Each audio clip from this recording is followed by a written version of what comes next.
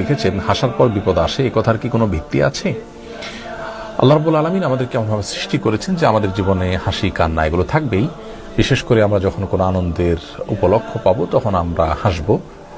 নবী করিম সাল্লাল্লাহু আলাইহি ওয়াসাল্লাম মুস্কি হেসেছেন, অতএব মুস্কি হাসাটা সুন্নাহ, কিন্তু অতিরিক্ত হাসাহাসি করাটা নিন্দনীয়।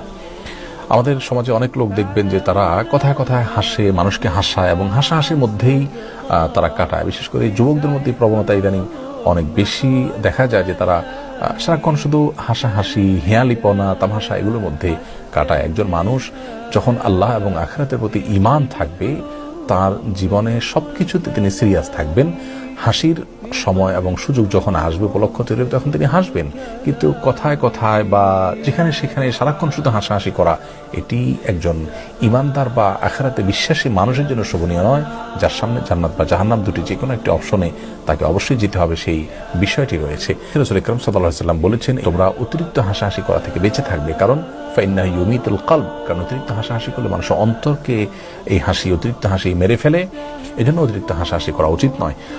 অন্তর যখন প্রাণবন্ত থাকে, প্রাণচাঞ্চল্য থাকে, তখন সে অন্তর দ্বারা ভালো মন্দ আমরা নিরূপণ করতে পারি, ভালো কাজের দিকে আমাদের আগ্রহ তৈরি হয়।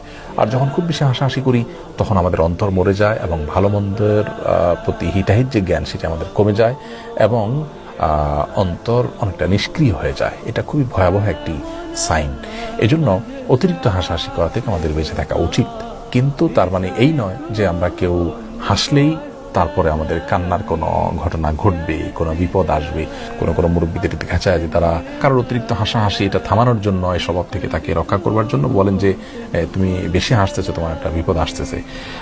এটি নিছকই আমাদের ধারণা। কোরআন হাদিসে এরকম কোনো কথা বলা হয়নি যে অতিরিক্ত হাসলে বা হাসলেই তারপরে কান্না আসবে, এমন কোনো কথা নেই।